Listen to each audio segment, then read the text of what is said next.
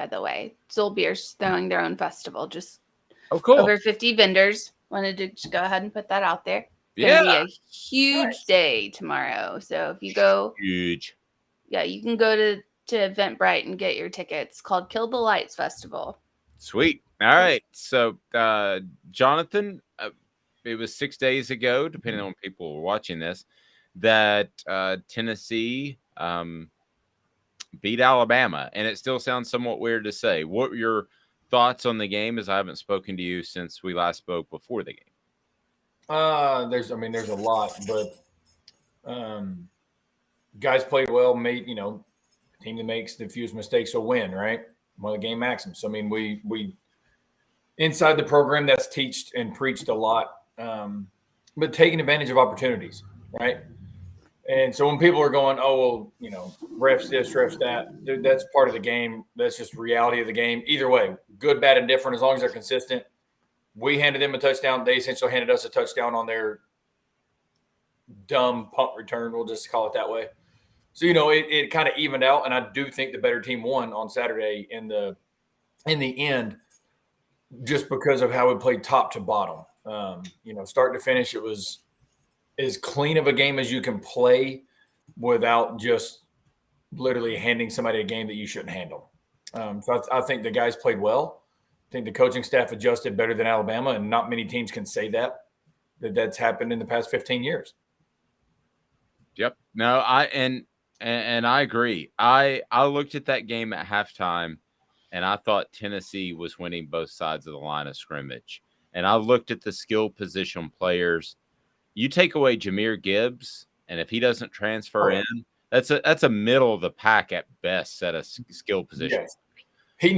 That kid is special. Yeah, he is special. I don't care what anybody says. That kid is unreal. But no, you're right. If he doesn't come in, they're still good. But you're not first in the West type team without him. Agreed. So I at halftime thought Tennessee was the better team. I thought that they might actually win by a couple of touchdowns. They won up front on both sides of the ball. You said it. I think the better team on the field was Tennessee. I don't think they lucked out in any shape, form, or fashion. No, I definitely don't. And every week there's going to be on whoever's playing. It doesn't matter if it's Utah State, Utah, right? The team that loses, their fans are always going to say stuff. That's just sports, right? That's just the fun part of it. I wouldn't necessarily say fun part, but it's part of it. So everybody's saying, oh, well, there's so many flags called. Alabama literally did hold a lot. Number 14, Branch, got exposed. Their star nickel defender, or he's not star, he's called a star, his position, and he got exposed on cannot play man coverage, right?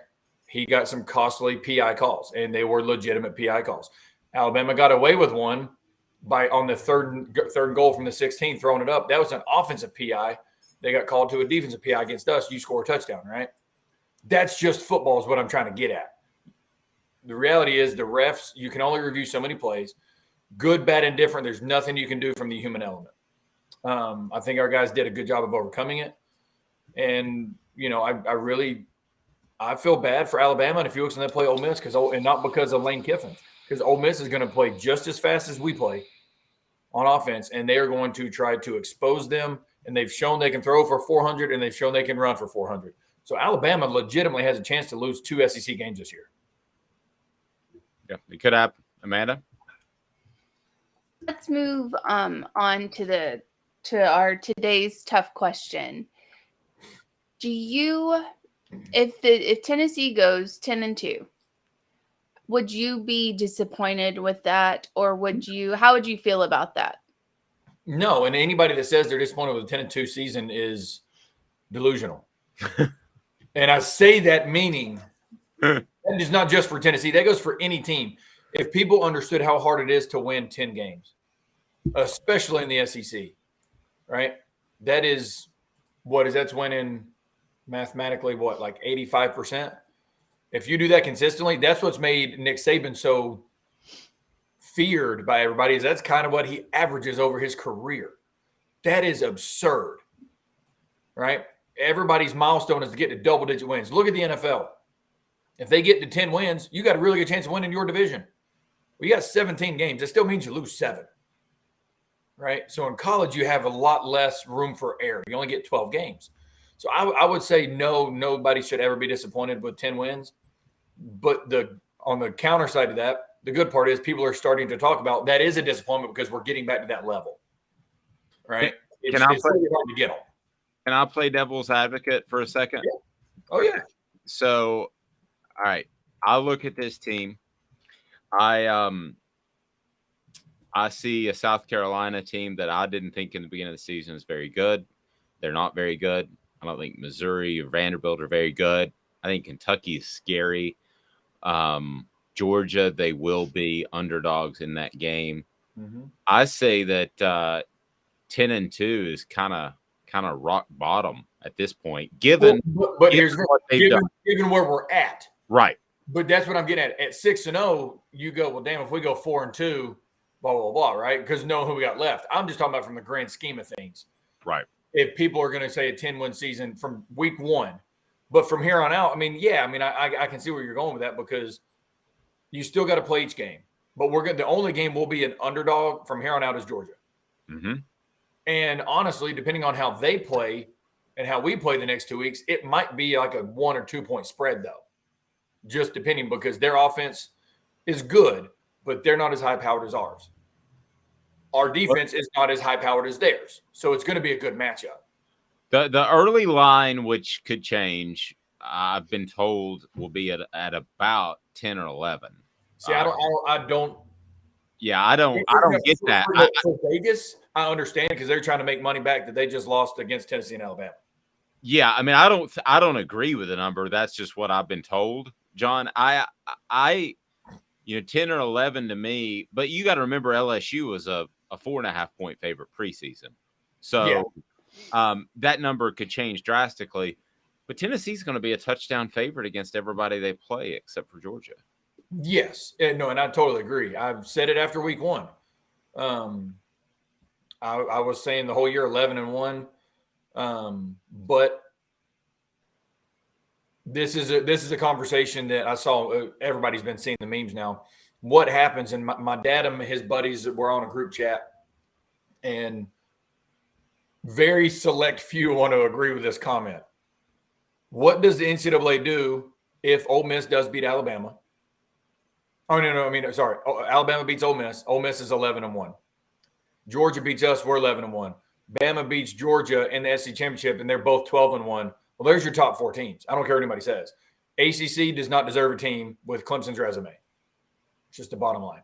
Syracuse is not a top 13 team this week because they have literally beat Virginia by 2, Purdue by 2 or 3. Like they beat NC State without their starting quarterback. Their resume is not that great. So to me, is that the NCAA's worst nightmare? That you have 2 11-1 and 2 12-1 teams in the SEC that should be your top 4? It has to be. I mean, they're moving to they're moving to that 12-team playoff, and I've said people are always national media wise, except for people who covered the SEC, are always the first to say, oh, there's an SEC bias. I know Danny Cannell is like the biggest one about how, everybody loves the SEC and there's an SEC bias and all this other stuff. Well, when we get to that 12-team playoff, I wonder how everyone's going to feel when there's 4 SEC teams in there every year. When it's the 4, after the playoff, it's the 4 that are left are SEC teams. Yeah, exactly. Because think about it. Look at Ohio, and this is on our Saturday game day show. I talked smack with this guy named Big Ten Jeff. We joke with each other about it because he's an Ohio State fan. To me, look at Ohio State's resume. We're going in. What week of the season is this going to be? 7. Yeah, we're going into week 7, including bye weeks. Yes. So it's not week 8. No, it'd be week 8. Yes, I'm sorry. Ohio State has only played 1 road game. Yeah. 1.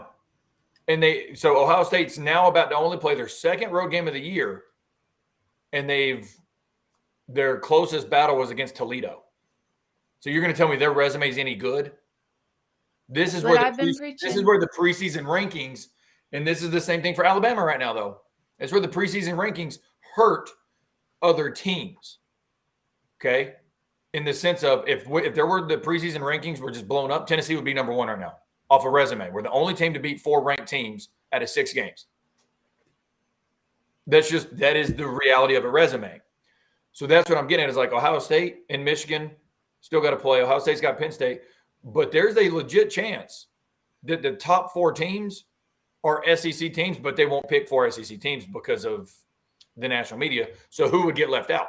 I don't think they'll, based on people I've talked to, I don't think they'll pick 3. And you're right. I don't think they would. They should, but I don't think they will. Yeah, I don't think you could have the scenario you laid out. You could also have the scenario of Georgia beats Tennessee and then Alabama beats Georgia. So you could argue, and let's say Ole Miss has 2 losses just for the sake of this argument. Yeah. Then you have 3 teams that would be deserving to be in the top 4. I've been told that there's no way the college football playoff is going to take 3 SEC teams, but it's looking like they probably should as of right now. They should. And the reason why, this is where I'm an advocate of blowing up the championship game weekend. And here's why. This scenario, Alabama's won it twice and didn't play in Atlanta. Ohio State's won it once and didn't play in Indianapolis. So the championship doesn't mean anything besides a damn banner. No, you're right. At this point, it used to mean a lot. But at this point, all it is just a banner to hang at your school. That's it. It means nothing at all for college football playoff implications. So for us, for the University of Tennessee, do we really, really, really want to play in Atlanta and risk a loss? I was thinking the same thing this morning. For banner and for competitiveness, 100%. But for college football playoff implications, do we really want to be in Atlanta?